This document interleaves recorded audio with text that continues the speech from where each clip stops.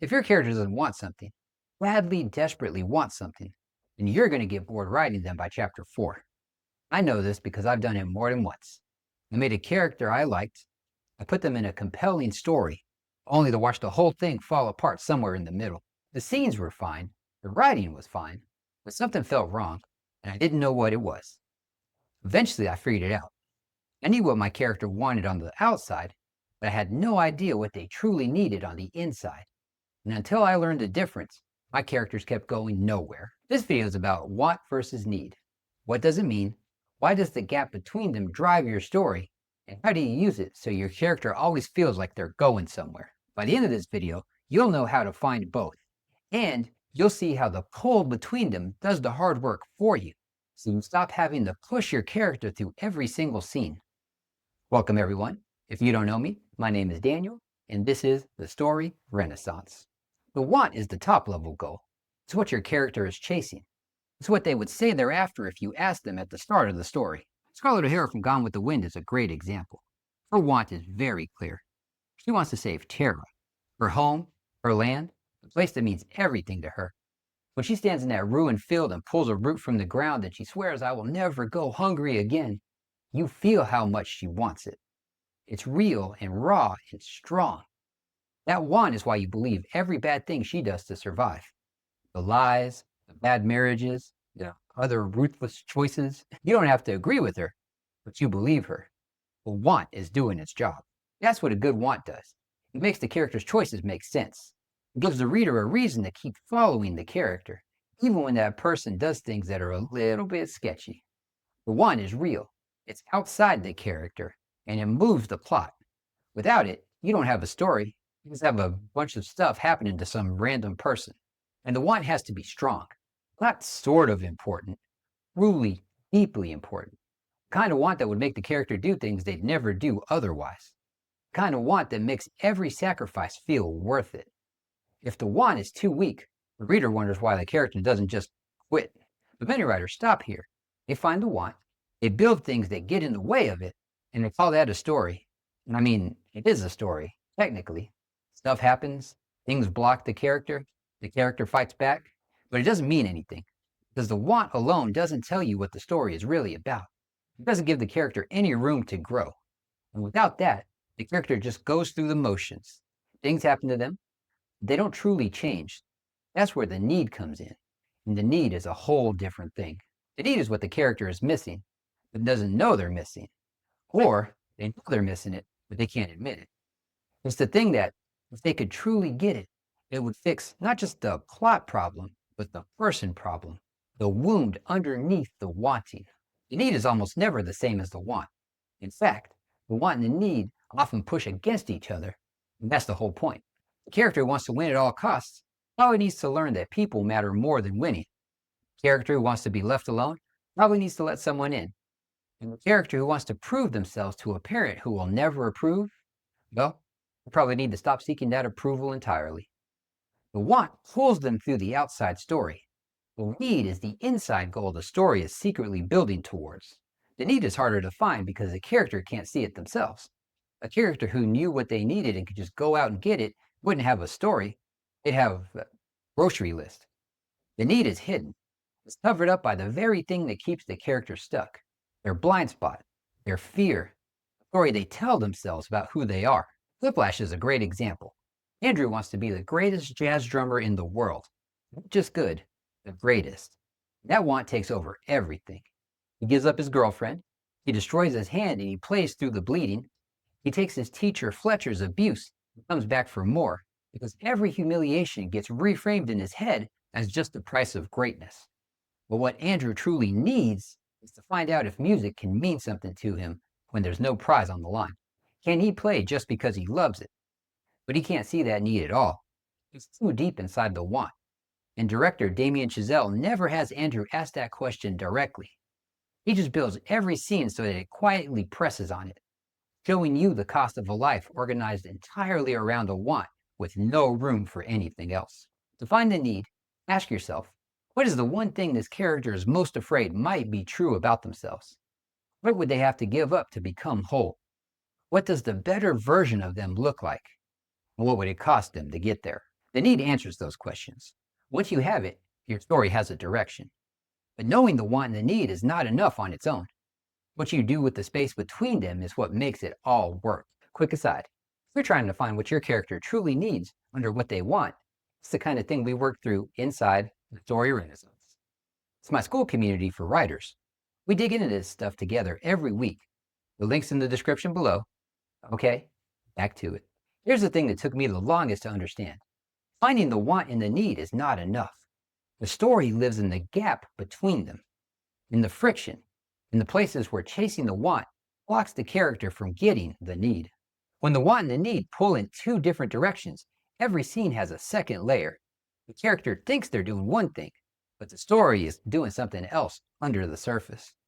The reader feels that pull, even if they can't name it. They feel the character moving towards something while moving away from something else at the same time. That tension is what keeps them reading. Tony Soprano from The Sopranos is one of the clearest examples of this I've ever seen in any medium. His want is very clear. He wants to be a strong mob boss. He wants power. He wants to take care of his family. He wants to keep his world from falling apart. That want is strong enough to carry 6 seasons of TV. But his need, what the show is really about, is something he spends the entire series running from. He needs real human connection. He needs someone to truly know him, not just fear him. He needs to stop playing the mob boss and find out if there's a real person underneath all of it. Every time the show moves towards that need, in therapy sessions with Dr. Melfi, in the moments of genuine tenderness with his children, and all those scenes with the ducks, he pulls back. The want and the need are in direct conflict. Chasing the want makes getting the need impossible. That clash is what gives every scene its charge. Even scenes that are just Tony eating dinner feel like they're about something. That's what the gap between the want and the need does when it works. It makes everything mean more than it looks like on the surface. It gives the writer a second story running underneath the first one. It gives the character an arc that truly means something. But knowing this is one thing. Using it while you're in the middle of a draft, scene by scene, is something else. And that's where most explanations of this fall short. This is the part most writing craft discussions leave out. How to actually use this in your writing, one scene at a time. What I do now is treat the want and the need as 2 tracks running through the whole story at the same time. The want track is the plot. It's the outside question that every scene either moves forward or makes harder. The need track is the inside question, and it usually moves in the opposite direction from the want, or at least diagonal to it. Before I write a scene, I ask, what track is this scene on? Is this a scene where the want is being chased, blocked, or changed? Or is this a scene where the need gets a little closer to the surface, or pushed back down? And most importantly, is there a moment in this scene where the 2 tracks cross? Is that crossing point where chasing the want forces the character to face the need, or where your writing comes alive? Shawshank Redemption does this with Red in a way that I love. He's not the flashiest character. Andy is the one making the plans and driving the plot. But Red is the one the film is actually about under the surface. His want is to survive, keep his hopes so low that nothing can hurt him. He's been in Shawshank long enough that hope feels like a trap. So he stamps it out when it shows up. He tells Andy, hope is a dangerous thing, and he means it. That want makes all his choices make sense. But his need, the thing the film builds towards the whole time, is to believe again, to let hope back in. And every scene between Red and Andy is a crossing point where those 2 tracks meet. Andy keeps pressing on the need. He plays the opera over the loudspeakers, and Red, in voiceover, says it felt like something beautiful came into a place that had no right to it. He doesn't say he felt hope, but you feel it in the way he describes it. The want is the wall, but the need keeps slipping through the cracks. By the time Red is on that bus heading to Mexico, scared but going anyway, you feel the full weight of both tracks resolving at the same time. That's what 2 tracks in conversation looks like when the film has been carefully developing them the whole time. That's what using want and need as a compass looks like. You're not just writing that your character wants X and needs Y. You're tracking both tracks at once. You're finding the scenes where they crash into each other, because that's where the real story happens. When my draft starts to drift, when the character feels lost, this is almost always what I go back to. Not the plot, the gap. Where does this character's want push against what they need? And is this scene living in that space? It's yes, the scene has a place in my story. It's not, well, I know what to fix. Here's what I think is really going on when a character floats through a plot. And I wish I'd understood this sooner. A character with no clear want has no direction, but a character with no clear need has no depth. And a story that hasn't found the gap between the two has no engine. The engine of a story isn't the plot. Plot is just what happens. The engine is what's underneath, the gap between who the character is and who they need to become. That gap pulls the story forward, even when the plot is quiet, even in the small scenes. If the gap is alive, those scenes are alive. If it isn't, no big dramatic event will ever make your scenes feel like they matter. The want and the need aren't two boxes to check. They're a relationship, a living tension. Your job as the writer isn't to fix that tension, it's to let it run.